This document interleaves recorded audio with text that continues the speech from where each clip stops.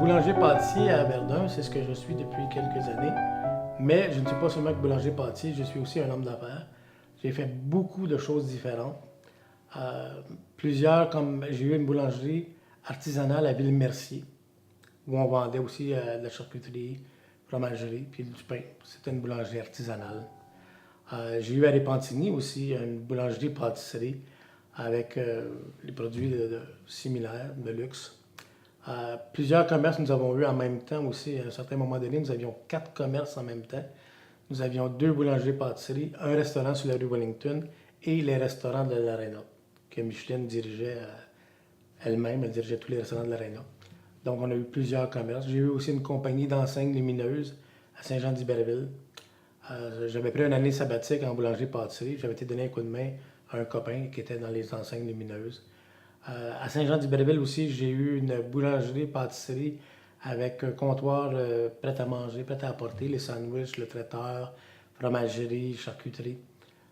Donc, on a eu comme plusieurs commerces dans plusieurs villes différentes. À Brossard, j'avais une grosse boulangerie-pâtisserie là aussi, dans le marché du village, le panetier du village, ça s'appelait. Grosse boulangerie qu'on a vendue pour prendre 2 années sabbatiques. Et ensuite, on est arrivé à Verdun il y a 18 ans. C'est le cheminement qui nous a emmenés à Verdun. Donc, on a eu beaucoup de commerces.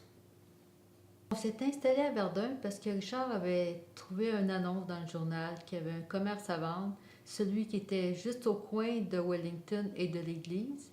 C'était une ancienne banque. À ce moment-là, ça s'appelait Boulangerie La Salle. Et puis donc, on est venu voir ça, et puis ça nous convenait, puis on pensait bien être capable de gérer ce commerce-là. Donc, on a racheté la faillite, puis on a parti ce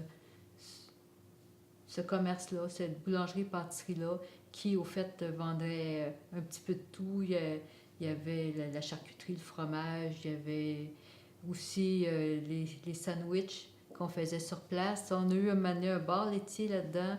On a eu un restaurant en haut au troisième. La production se faisait toute en bas au sol. Et puis, c'était beaucoup d'étages à gérer, mettons. C'était mais par contre, en vivant cette expérience-là, on s'est attaché un peu à Verdun, malgré qu'à ce moment-là, au début, on ne demeurait pas à Verdun. On demeurait sur la rive sud, on voyageait ça, chacun à nos heures. Moi, un peu plus tard, à cause des enfants, je les envoyais à l'école, puis Richard rentrait le matin plus tôt pour faire le pain.